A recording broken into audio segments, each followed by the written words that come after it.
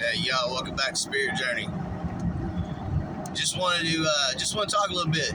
Yeah, birthday present to myself. Just wanted to share a little with the black sheep of the world. Yeah, all of us that are outcasts. We don't fit into the norm. We come from childhoods that were rough enough to where we're not scared to make a stand as adults. And the yes people can't deal with that very well. They have a hard time dealing with people like us that kind of speak our mind. And it's not like we're disrespectful, but damn, sometimes enough's enough. So we just got to speak our piece. Yeah, but we find we get shunned out of the popular kids group whenever we do that, but we usually don't give a shit. We'll just move on because that's the way our whole childhoods have been, having to deal with stuff like that. But where we have a hard time is getting into the emotional traumas that entails, as we have to deal with life, moving through it. Sorry, I got traffic in front of me distracting me. Get over here. Alright, so what I have found, and I know people don't want to, just a bunch of spirit shit thrown in their face, making them feel like, great, something else I'm not doing right. And that's really not what it is. What it is it's spiritual knowledge teaches you that the system we live in is not designed organically. It's not designed to support the organic evolution of our species. That's ultimately what that comes down to. But we're all a product of our raising. We have to be able to survive the environments that we're born in, grow in. And that's just the reality of life. It's an organic reality. So we got to figure out how to balance the way we know how to survive our environments with higher spiritual knowledge of one's own being, which will ground you more and more into the sacred garden, Gaia. Your primal instincts enhance, your sensory perception enhances wherever your focus is. So if you put your focus on the heart, grounding family, love, enhancing the sexual experience, all those beautiful things about life, if you put your focus into enhancing all that, you can put yourself into a very majestic state of mind that creates a beautiful bliss in your life path. But see, all the people, not all the people, but so many people judge, they judge everybody and always try to make people, it's just part of growing up in a society that's based in competition. From the time you're a little bitty, a toddler, everything's about competition. So it distorts the mindset and it creates the havoc that we have in the world today when all those little kids grow up and become adults. It's all me, mine, about gratifying whatever the expectations are of yourself or for yourself or from the other people around you. Most people just slip into whatever they're born into, go down all those same paths, and just want to be the poster child that makes mommy and daddy proud, does all the best things to support professionalism and whatever that viewpoint of that area and that society is. Every little town is different, and but those basically are just the yes people, and they don't root into nature, and they don't realize that most of the actions that they perform throughout their life are destructive actions that go towards destroying the garden. So those are the people that turn their back and shun out the black sheep of the world, who are usually the ones that are bare knuckle nitty gritty, getting their hands hands dirty building the world that other people are enjoying so much. You know, blue collar workforce type people. You know, not all, of course not all, but that's the biggest majority being neglected in the largest way. You know, the people that build this world that all the white collar folks, you know, the higher financial class folks enjoy so much. They would not have shit, all, nothing, if it wasn't for the people that knew how to do it. And you start getting into the whole image thing of, well, they wouldn't be able to build that if it wasn't for the engineers. Yeah, that's bullshit. Blue collar was building this world long before engineers were sitting at desks and doing their things. Because once upon a time, that brilliance was in the field getting their hands dirty before education becomes subjugated and segregated away, like you're putting people in offices, taking them out of their nature, taking them out of their creative forces, you know, the creative forces of manifestation, instead of just putting stuff on paper and then other people manifest it according to what someone says and plans that were drawn from somebody that hadn't even been on site, probably's never even worked on site or got their hands dirty very little, has almost no mental relationship with any of what it actually takes to build the things that society is enjoying. Most people are just clueless of what goes into that, the talent, the amazing grace of blue collar manpower, you know, people power, men and women included. You know, I mean, there's a lot of women out there that get their hands dirty and have beautiful minds, beautiful creative talents, and you know, and they get them juices flowing in manifestation. But anyway, you know, enough soapbox. I don't want to ramble on too long. I just want to talk to all the black sheep out there and just say, you know, you're not wrong. You're not wrong, and you're not wrong to feel the way you feel.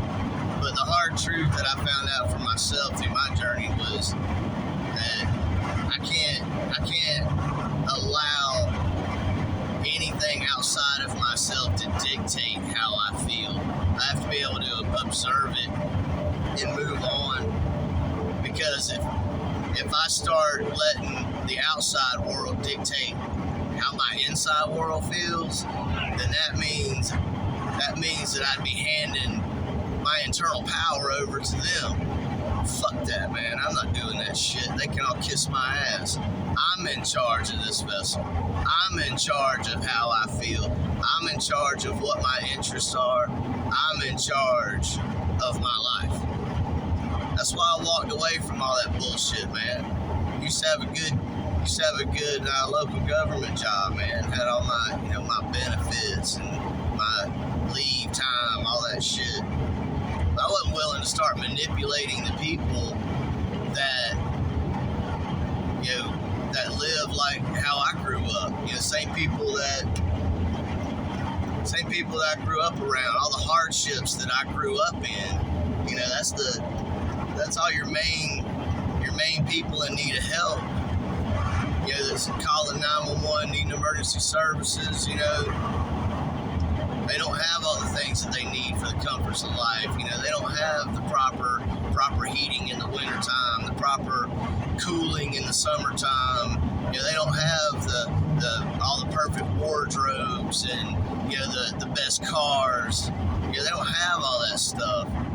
You know, so they just do the best they can with what they got to work with, and, you know, and it's emotionally devastating for people, and that attacks their immune system and makes them weak, and they need help from a medical system that just prides themselves in, you know, repeating customers.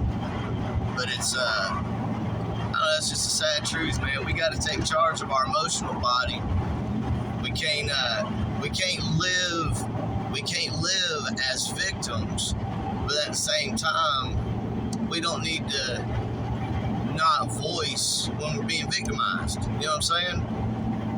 Because all the snoots, all the yes people, they hear somebody complaining and they just go, oh, he's just being a victim. He's in a victim mentality and yada, yada, yada. And, well, when you're being victimized, well, hell yeah, you're going to be in a victim mentality because that's your organic reality. That's what the fuck's happening.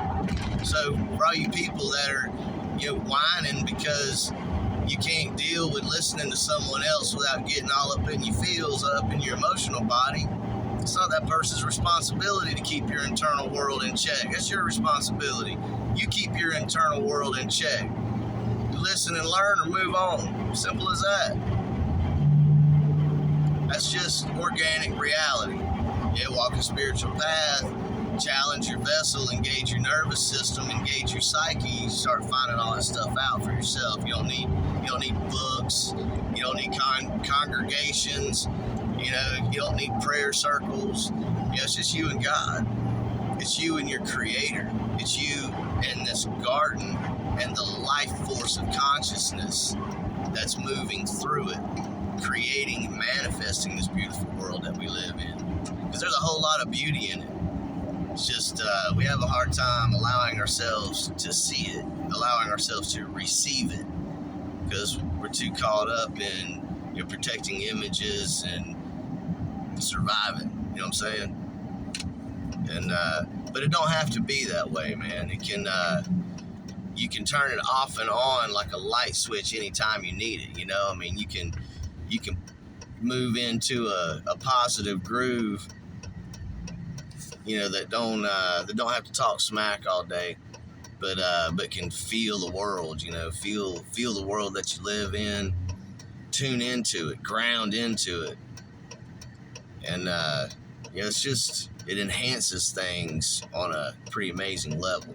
Enhances the sexual experience, the levels in which you can physically feel things. And it's beautiful. And for people that are in in hardships and emotional trauma, it is, it's like a state of ecstasy, and you can, and then you can move into having to ground yourself and handle any problem, any situation that presents itself to you. You do the best you can with what you got to work with, and then you move on. Don't bring regret with you if you don't feel like the outcome was good enough. I've done that so many times, man. It's it'll batter your internal world, make things very difficult. But it don't have to be done. It's a choice, internal choice. People have to have time frames of mourning, time frames of celebrating. Those things are organic. They need to be incorporated into life, and it's okay to do that. If there's a devastating change in your life, whether it's losing someone you care about or losing something you care about, don't matter if it's a job, a vehicle, it can be whatever. But it's okay to mourn that and then move on. And be cautious of how much time you submerge yourself in negative polarity, and then flip the switch, man. Get the positive polarity back, moving forward. And it can be done. Breath work, meditation are some amazing tools to help. But anyway, I just want to take a few minutes, and just tell the black sheep of the world, people I relate to, people that's had to work hard their whole lives to just, break even. But I just wanted to say, y'all ain't alone, and it's not y'all's fault how other people feel about y'all, and it's not up to y'all to control how other people feel. So just let that stress load go, and then just move on with what your passions are. Find your passions and embrace that and move forward in that. And it's a beautiful thing. But hey, y'all take care, and remember, one love and one light. We all share it. So the more people that start putting positivity into that one love and one light, which is the energy field we all walk in, we're the ones that are feeding the polarity that we're all having to live in.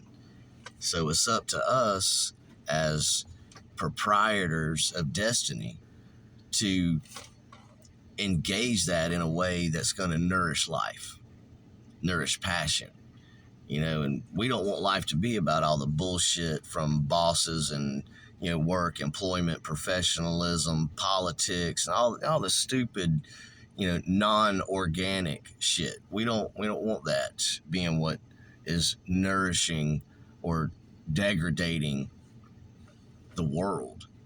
So we got to put our passions and our interests and our beauty back into the world. So rock out with that, ground in that, and then just have a kick-ass day, man. Make it yours. Keep it blessed in this one love and one light. Peace. Later.